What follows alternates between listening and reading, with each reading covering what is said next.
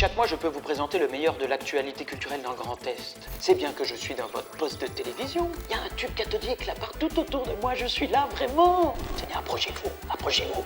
Venez me faire un bisou, allez là. C'est Ferdinand Braun qui invente l'ancêtre du tube cathodique à Strasbourg en 1897. Le tube cathodique donne le poste de télévision sur lequel on joue aux jeux vidéo. Or, le seul musée français du jeu vidéo est situé à Schiltigheim, à côté de Strasbourg. Direction le premier musée français du jeu vidéo, le Pixel Museum, pour en apprendre plus, non pas sur les tubes cathodiques, mais bien sur le 10e art. Puis, dans Réveille ton art, nous plongerons dans l'univers de la bande dessinée, dans lequel je vais essayer de vous impressionner avec ma plus belle planche. Dans ses bonnes résolutions de 2020, la Bougeotte a décidé de laisser la parole aux enfants, alors place à votre nouvelle rubrique « J'aime mieux l'art ». Et enfin, les Fat Badgers nous cuisineront un live sucré avec pour ingrédients de base des sons funk et soul. Mais avant de s'intéresser aux origines du jeu vidéo, nous allons faire un détour par la Meuse pour la rubrique L'envers du décor. Nous allons rencontrer la compagnie Azimut qui s'est intéressée au passé récent et douloureux du Rwanda.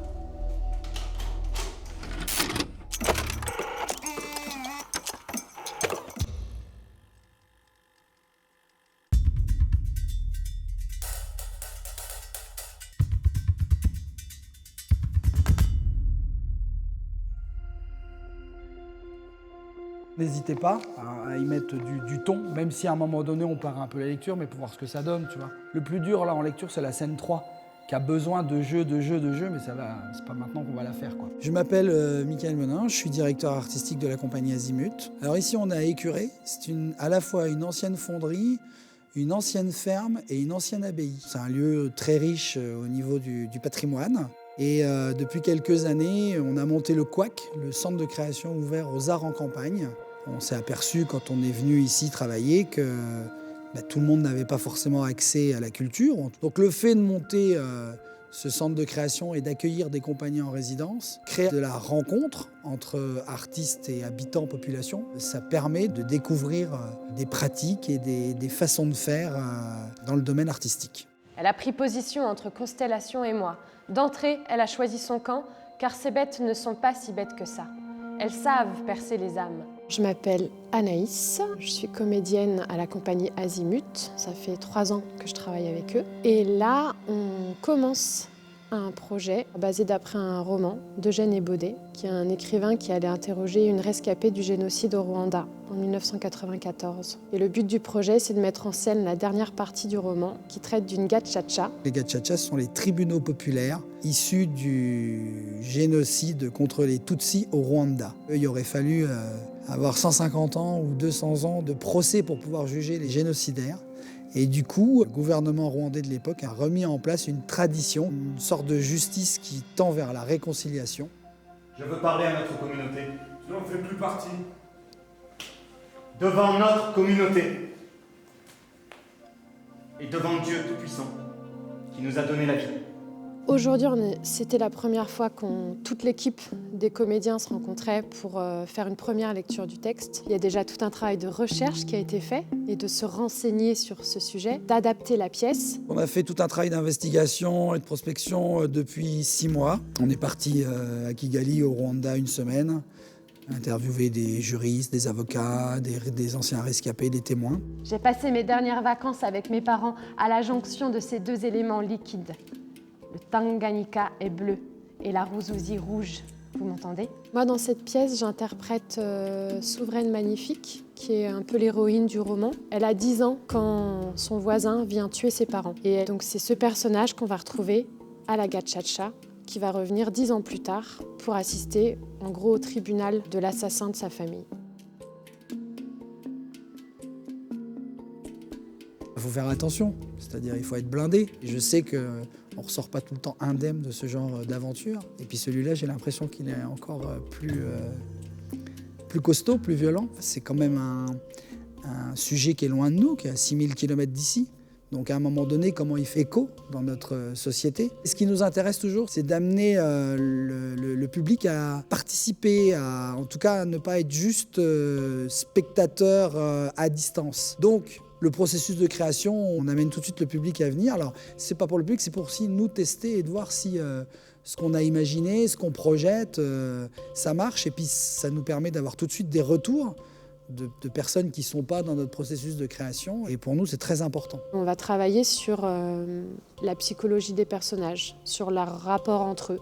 Donc on va vraiment travailler le travail d'acteur, l'intériorité, qu'est-ce qui se joue, qu'est-ce qui se raconte. Une des dernières phases, ce sera on va confronter ce jeu des comédiens à la mise en place avec la musique, avec la vidéo. Et du coup, là, il y a tout qui va s'emboîter pour avoir la construction finale. C'est une aventure à la fois humaine et artistique. Je vois, avec l'expérience, je vois quand même comment ça va être en gros, mais j'adore me perdre dans les méandres de la création et on va découvrir des choses et il y a encore du flou et c'est ça qui est intéressant.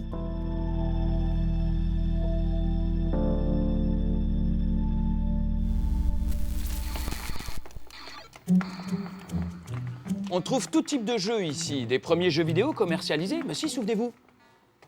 Pong, en 1972, aux grands héros des sagas Nintendo comme Donkey Kong ou Zelda ou Super Mario Bros. On trouve l'histoire des jeux de stratégie, des jeux de baston. Bon tiens d'ailleurs, je vais aller me fighter avec Mathieu, le responsable du musée.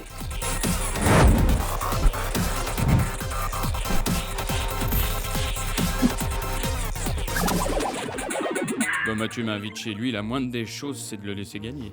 Bon, Mathieu, là, tu viens de me mettre une énorme fessée. Évidemment, on ne parlera pas des 5 parties qui sont venues avant ou dans lesquelles je t'ai battu.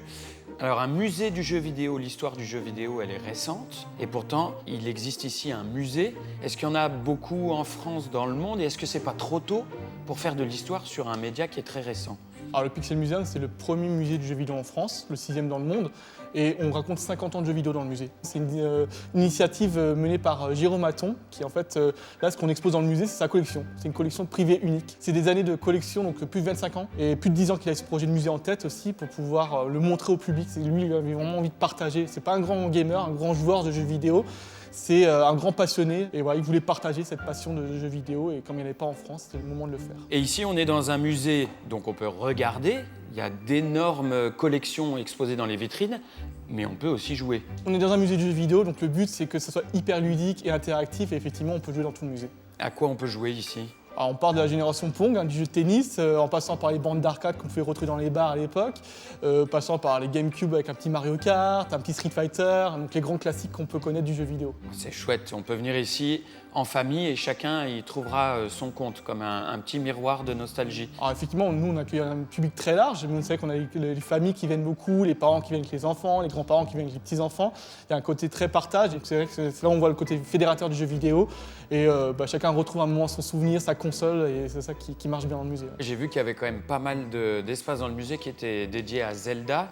Est-ce qu'on peut rappeler quelques-uns des grands noms, des grands héros du jeu vidéo? Et Mario, Sonic, qui sont les grands classiques, les grands personnages qu'on peut connaître. Après, en grand classique, il y a le Tetris aussi, il y a Pac-Man, Space Invaders, donc les petits jeux de vaisseau. Donc ça, c'est qu'on n'a pas aussi la partie bande d'arcade, qu'on avait dans les bars à l'époque aussi. Donc c'est vrai que malheureusement, les salles d'arcade, il n'y en a plus. Donc effectivement, nous, on a une salle d'arcade dans le musée pour revivre un peu cette ambiance-là. Et aujourd'hui, il y a des plus grands classiques qu'on peut connaître comme Assassin's Creed, Mario est toujours là. Zelda continue aussi, c'est des licences qui ont vécu, qui ont plus de 30 ans aussi. Donc effectivement, c'est des consoles, dès qu'il y a une nouvelle console, il y a un nouveau jeu qui ressort avec. Finalement, tous les deux, on a le même âge qu'un Mario ou qu'un Zelda aujourd'hui. On peut dire ça, on a grandi avec eux. Est-ce que le jeu vidéo aujourd'hui est bien considéré par le milieu de la culture? Quel visage a le jeu vidéo dans le paysage culturel d'aujourd'hui? Alors c'est vrai que depuis peu, le jeu vidéo est considéré comme le 10e art. Donc effectivement, c'est déjà une reconnaissance. Les médias s'y intéressent beaucoup, on en parle beaucoup du jeu vidéo aujourd'hui. C'est quand même le premier produit culturel en France, ce qui n'est pas rien non plus. Beaucoup de consommateurs, les gens jouent beaucoup. Ça peut être des consoles, mais les gens jouent aussi sur leur téléphone portable, sur leur tablette, donc c'est aussi du jeu vidéo là-dessus. Donc effectivement, je pense que c'est quand même maintenant beaucoup plus reconnu et c'est rentré dans la culture générale en fait. Le jeu vidéo est le 10e art majeur. Moi j'ai planché avec un auteur de bande dessinée haut-marnais qui s'appelle Jean sur le 9e art pour la rubrique qui vient tout de suite. Et vous allez voir que là non plus, je n'ai pas gagné la partie immédiatement.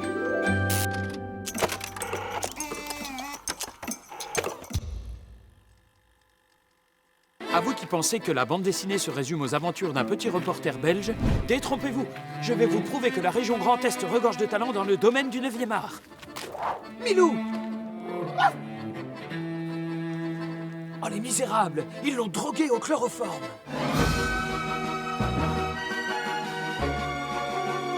Ce n'est pas au Congo, mais dans les terres haut-marnaises, à Donjeu, que je pars rencontrer Jean Chauvelot afin de m'essayer au 9e art, la bande dessinée.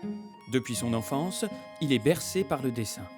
Ce jeune artiste m'accueille pour m'apprendre ne serait-ce qu'à gribouiller, là où tout a commencé pour lui, dans sa maison familiale. Bonjour Jean. Bonjour Nicolas. Ici on est dans ta maison.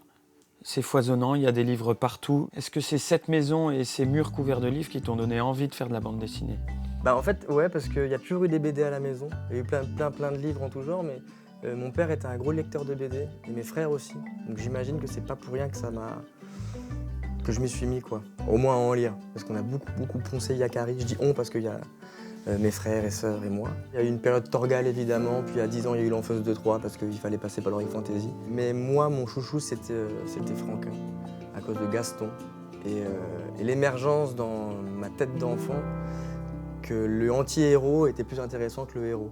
Un anti-héros qui s'appelle Jean-Jean. C'est vrai que le personnage que je mets en scène dans mes histoires, qui est une espèce de miroir un peu de moi-même, qui m'a permis de mettre plein de choses de moi sans que ce soit absolument moi, quoi. Du coup, tu dessines Jean-Jean, ça fait quoi de se retrouver toute la journée avec soi-même? Qu'est-ce que ça fait? Non, c'est vrai que la bande dessinée, c'est un truc hyper solitaire qui rend un peu zinzin. C'est pour ça qu'avant de me mettre à la bande dessinée, moi qui suis quand même un animal très social à la base, ben, j'ai beaucoup plutôt fait de trucs en collectif, j'ai beaucoup fait de vidéos et tout ça. Et la BD, effectivement, c'est un truc tellement solitaire. Et puis j'avais peut-être envie de me retrouver tout seul avec moi et puis un peu, je sais pas. Eh ben moi j'ai envie de m'y mettre. Tu m'as mis en appétit, qu'est-ce qu'on dessine aujourd'hui? Alors le point de départ, c'est le personnage. J'ai l'impression que Jean a un tout petit problème avec... Enfin, vous savez quoi? Alors, en ce qui concerne le personnage de Jean-Jean, Ouais. eh ben, je pense que le truc qui le rend vraiment reconnaissable, c'est hop. Ça, on l'a déjà, je pense. C'est les lunettes et le nez. Après, il a un menton hyper long, les cheveux comme ça, avec hop, un petit cul. Et puis c'est vrai qu'il est quand même tout le temps tout nu. Donc là, par exemple, voilà le Jean-Jean. Je vous rassure, dans le monde réel, Jean est parfaitement équipé. Enfin, je veux dire plus musclé que sur ses dessins. Voilà, toi, je sais que le truc, c'est que c'est ta marinière qui va te rendre reconnaissable. Tu vois. J'ai amené mon dessin dans un endroit très épuré, alors que à la base, je suis quand même quelqu'un qui gratte et qui fait trop de traits. Et là, les Chroniques Explosives, c'était un peu la tentative de dire bon, bah voilà, essayer de faire le dessin qui suffit. Mais c'est vrai que les projets que je mûris actuellement, j'ai envie que le dessin soit beaucoup plus présent, j'ai envie qu'il y ait du décor, j'ai envie qu'il y ait de la lumière, j'ai envie qu'il y ait quelque chose de beaucoup plus poussé. Bon, alors moi j'ai des lunettes. Ouais. Un peu de star, comme ça. Ouais. Un petit M dans les cheveux, alors ça c'est... C'est ton Mickey? C'est mes deux épis maternels et paternels. Ok. Mes deux grands-parents. T'as l'air d'un punk là, mais... Mais écoute, c'est pas trop mal. Je pense que ce qui va casser le truc punk, ça va être, tu vois, l'épi. Ah oui. Un épi, ça change tout. Je pense que ton nez, c'est l'exact mélange entre le nez de mon père et le nez de ma mère. Incroyable. Ouais, c'est la double sentence, quoi, le tarin Chauvelot. Il y a autant de BD différentes qu'il y a d'auteurs différents, et je pense qu'il y a autant de BD possibles qu'il y a de lecteurs différents. En bande dessinée, en tout cas à mon échelle, c'est encore difficile de passer pour un mec qui travaille vraiment. Alors que moi, je considère que artistiquement, on est sur un des médias les plus riches et les plus exigeants. Et les plus exigeants, c'est-à-dire qu'en termes de temps de travail, on est et écrivain et dessinateur, et comédien et monteur. En fait, on fait tous les métiers en un seul quand on fait de la bande dessinée. À la limite, le dessin est très secondaire par rapport à ce qu'on a envie de raconter, tu vois. Bah, même un seul dessin est censé nous dire, bah voilà, il y a une rencontre qui se passe, il y a une espèce de combat de regard, on sait pas trop qu'est-ce qui va se passer entre eux. Plutôt un début de romance? Vas-y, comment tu fais le début de... Ouais, c'est pas mal ça. Voilà. Mais la romance, ça n'est pas trop notre truc. On préfère vous montrer comment faire une chronique explosive. Alors tu vois, d'abord tu campes la situation. Ok. Genre toi et moi en train de causer. Ok. Et ensuite? Bah ensuite tu attends le bon moment pour marquer un silence avant l'explosion. Ok. C'est toujours plus marrant quand il y a un silence. Et puis tu peux copier-coller le dessin. Ah ok. Et elle doit être longue comment la...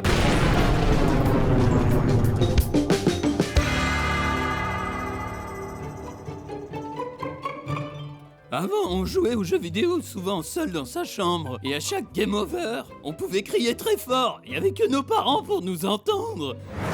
Aujourd'hui, il existe l'e-sport. Des équipes composées de joueurs vivant partout dans le monde qui s'affrontent en ligne sur le même jeu. Et Jordan, tu sais pas comment on trouve du pollen là? Je suis bloqué. Écoute, essaye de trouver des fleurs, un champ, je sais pas. On voit que tu es un grand professionnel.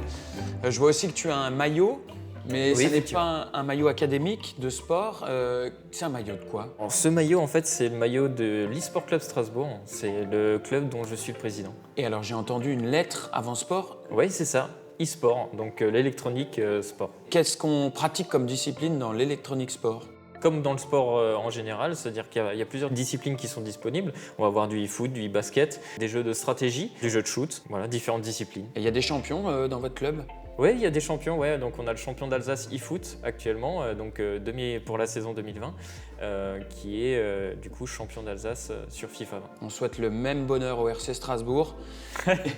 Et est-ce que dans vos clubs, il faut des compétences particulières? Parce que comme ça, a priori, je dirais, à part les pouces et le cerveau, il n'y a rien besoin de muscler. Alors, les compétences particulières, on va dire que chez certains c'est inné, chez d'autres ça va se travailler, ça va être des mécaniques en fait, des façons de réfléchir pour certains jeux qui vont être intéressants de développer en fait. Et qui dit sport dit entraînement. Quel est le rythme d'entraînement d'un joueur d'e-sport? Alors le rythme d'entraînement, bon, chez nous il est assez spécial, c'est-à-dire que les joueurs chez nous ils ont tout le temps envie de jouer. Ils ont tout le temps envie de s'entraîner et nous on leur impose en fait un minimum d'entraînement de 4 jours où ils ont 4 entraînements du coup le soir et 2 à 3 jours de repos dans la semaine pour pouvoir justement se reposer et assimiler tout ce qu'on leur a appris la semaine. Et alors là, moi, j'arrive pas à ramasser du pollen avec une abeille. Je me doute que je vais pas devenir professionnel. Comment on franchit le pas? C'est quoi la frontière entre la passion, l'amateur et le statut professionnel? Alors c'est tout simplement, je dirais, l'investissement qu'on met dans le jeu. Au bout d'un certain nombre d'heures, on devient de plus en plus aguerri et on commence à avoir de plus en plus d'expérience. C'est comme dans le travail. Et on a une image du joueur de jeux vidéo un petit peu solitaire dans son fauteuil. Est-ce que toi, en tant que présidente d'association, tu dirais qu'aujourd'hui, le e-sport permet de se rencontrer, de communiquer, de donner du lien social? Alors oui, justement, ouais, je pense que le jeu vidéo en soi lui-même est un lien social. Parce que c'est vrai qu'on est amené de plus en plus à jouer en ligne. Et ce côté justement jeu en ligne, ça nous permet de communiquer avec d'autres personnes. Il y avait anciennement des salles d'arcade, qu'il y a de moins en moins malheureusement, mais où on se rencontrait et ça nous permettait d'échanger sur le jeu. Et comment vont évoluer les jeux vidéo? Tu imagines quoi? Alors pour l'évolution des jeux vidéo, c'est vrai que moi étant allé à Paris sur plusieurs conventions, j'ai remarqué que ça se dirige de plus en plus vers la réalité virtuelle. J'étais justement dans une convention où il y avait 1000 mètres carrés qui étaient à disposition et il y avait 5 joueurs avec des valises dans le dos, des casques sur la tête et des répliques en main et qui se tiraient dessus mais virtuellement. Les jeux vidéo n'en finissent pas d'évoluer. Nous aussi, on évolue à la bougeotte puisque nous vous proposons ce mois-ci une nouvelle rubrique. Des enfants vont vous raconter des histoires du Grand Est, aujourd'hui celle des sorcières de Chalindray. La rubrique s'appelle « J'aime mieux l'art ».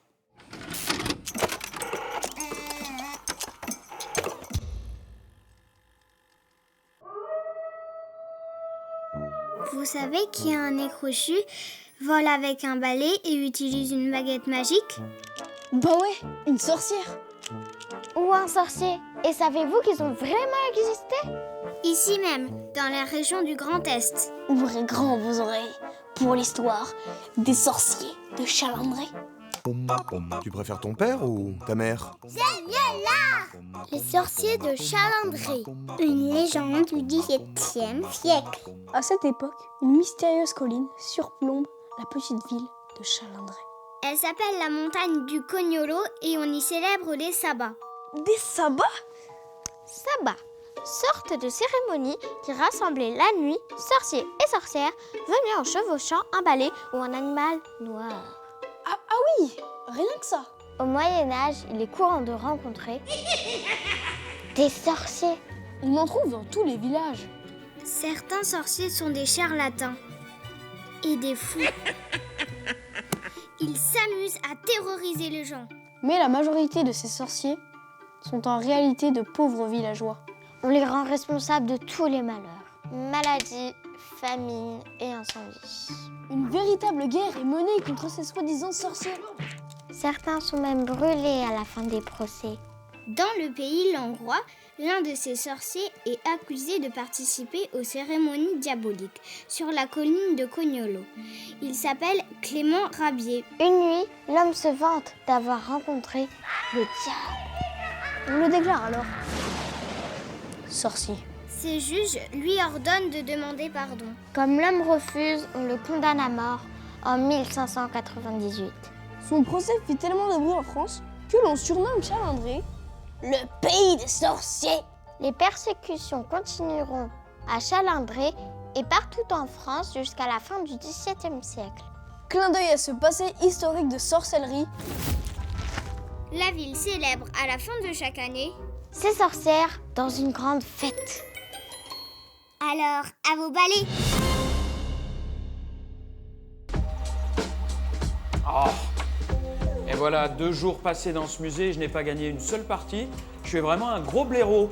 Gros blaireau, ça se dit Fat Bludgers en anglais. C'est le nom du groupe des 5 musiciens alsaciens qui viennent maintenant pour vous.